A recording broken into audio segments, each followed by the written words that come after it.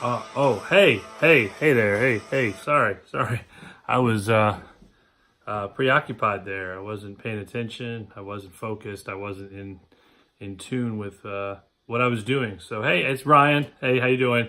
Real stuff, real change. It is Wednesday, Hump Day, middle of the week. I'm gonna take these off now since I wasn't really paying attention to the film that I was getting ready to make. So apologize for that. I need to change that habit. I need to be more aware of what's going on in front of me. So greetings from my office here in Charlottesville, and spring is upon us, and excited to see the seasons change. I hope you are too, wherever you are, unless you're in Buffalo, and it will continue to snow there until eternity. Anyway, I don't know if that's true or not. I'm just made that up. So, but anyway, greetings wherever you are, whether you're worldwide, whether you're in Indonesia or you're over in Malaysia. I have some viewers there, or if you are just on the East Coast, or maybe you're on the West Coast, like my buddy John, who is a knucklehead. He's amazing. But anyway, enough about John. Let's talk about real changes and real stuff. And today I thought it would be great to get into the idea of habits. And there's this amazing book by a gentleman. I don't know him. I just know he's a gentleman because he's a man.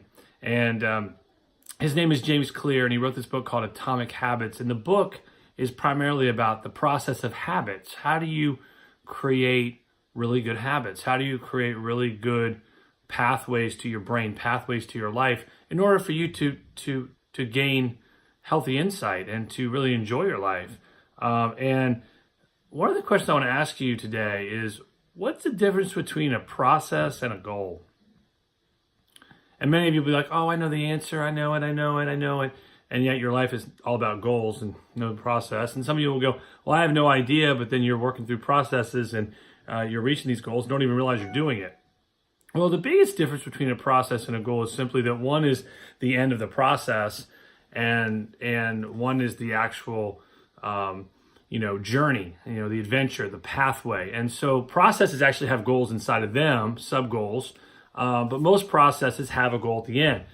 The issue at hand with most of us is we are not emotionally mature enough to work internally in the process to reach the goal. We all want the goal before we want the process. It's kind of like that instant gratification type of thing.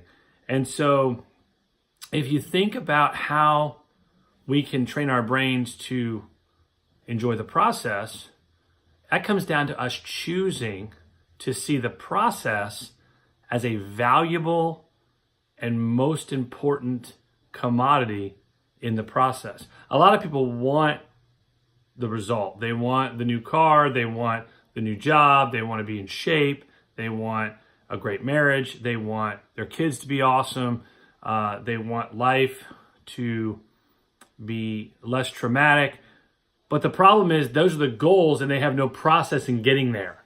And so the first thing that I ask you is, are you choosing to engage the process?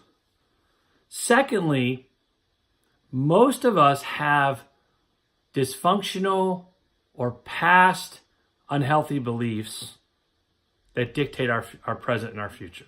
Let me say that again. Most of us, if not all of us, have past unhealthy beliefs or systems that we've learned, imprints that are in our head, and in our heart and our brain, that we have carried to our present and future that we live by. Whether it be about money or relationships or illness or health or getting married, or how you parent your children or marriage, or how you treat people that are a different color, race, color, creed. No matter what it is, we have something that is unhealthy, an unhealthy belief system. And that unhealthy belief system has been polarized inside of our head to really kind of control what we do now. And so my question to you is, do you know what that influence is? Do you know what that belief system is? Have you identified that? And some of us will go, well, man, you know what? That's a really dangerous place to go. It's really my parents, and they've really done things to me, that have looked like they were great, but they've really controlled me. And I don't know if I want to go there because they give me money, or, that we might ruin our relationship and things like that. Or maybe it's your wife or your girlfriend and you really want to entertain why you do the things you do and why you are the way you are, and it could create some controversy. Well, that's the idea of creating new beliefs, is you have to be able to go into the controversy to create new beliefs. It's kind of like if you don't clean your car out of all the bags in there, of all the McDonald's bags, two things are going to happen. It's going to smell. And the other side is you're going to keep eating McDonald's and you're going to gain weight. And believe me, you will supersize yourself if you're doing that. So the only alternative, if you really want a healthy emotional state, is to go into the car and to clean it out, to go into the relationship and clean it out, to go into the illness and clean it out, whatever it might be, and to face it head on. So you have to understand your present beliefs are based on things that have happened to you or things that you've been part of, like a family, a culture dynamic. It doesn't mean your family's bad, because it just means that you have things you need to work on. And finally, when you clean out and when you start to identify these beliefs and you start to choose process, it is then that you become more consciously aware of where you're going and what you can be. And so what I mean by that is a lot of these beliefs and these choices are unconscious, meaning you get into the rut of life and you go from place to place and appointment to appointment, and swimming practice to soccer practice, and Boy Scouts to Cub Scouts to Girl Scouts, and you become immune to the conscious lifestyle that you should want to have. You're living in this unconscious mindset that keeps you from becoming a chooser, a processor, a believer of difference. And when you become consciously aware, which is through emotional health, emotional intelligence, you then take control of your choices. You then become part of process intervention. You then become a man or a woman who sees beyond their little world, and you actually create a life worth living. So here's a couple things and how these things relate to habits, and how creating habit models, good habit models, can really help you decrease your stress and increase your health and wellness in ways that you never before thought. And I never thought this either, because as a man who likes to bite off a lot, likes to conquer, I would do things full speed. And when I would do that, what would happen is that full speed ahead would actually dictate an unconscious pattern of stress. And I would get actually less done and be less effective than I was if I was more consciously aware and choosing how to make process happen. So here's a couple ideas that I wanted to throw at you that deal with good habits and healthy habits. There's no blueprint, perfect blueprint. This is just what you can take and you can implement it into your own life, because we're all different.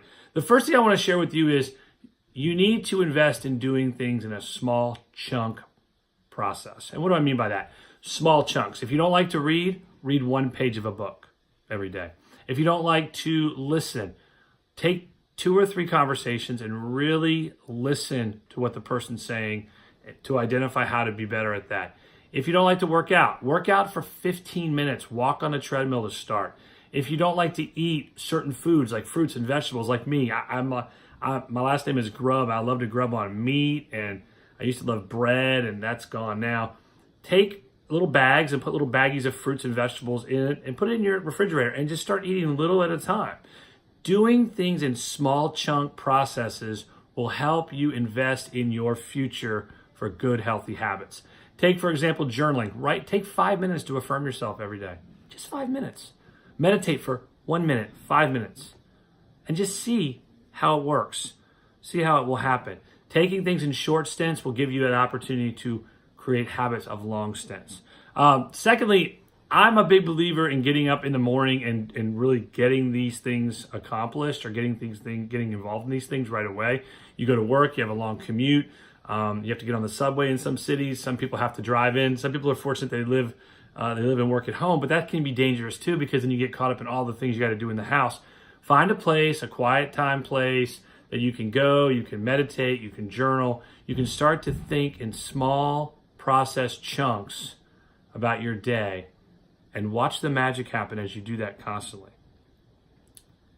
Thirdly, we all have extra time that we think we don't. We're on a subway, we're sitting in traffic, we're in between meetings, we're in the bathroom.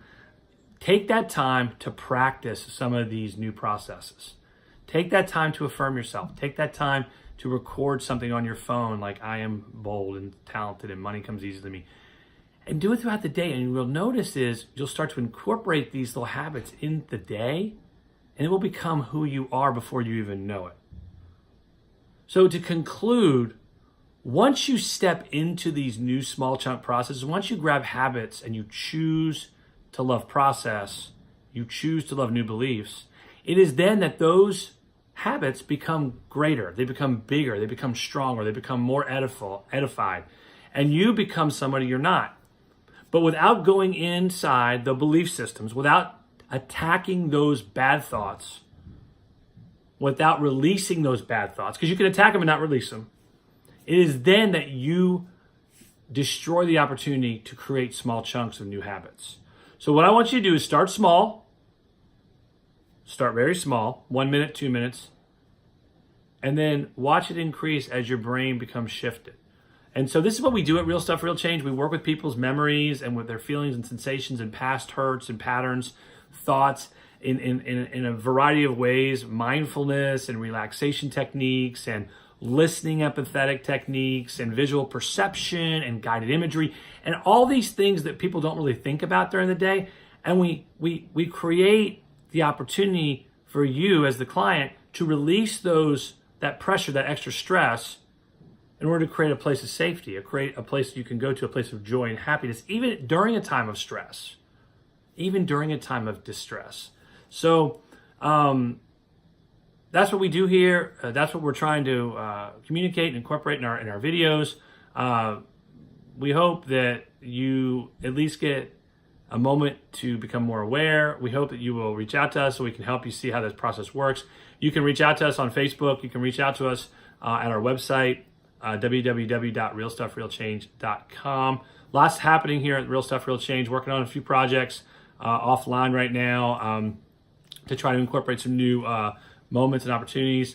Feel free to Facebook me, message me. You can email me at ryangrubb@realstuffrealchange.com. We'd love to talk.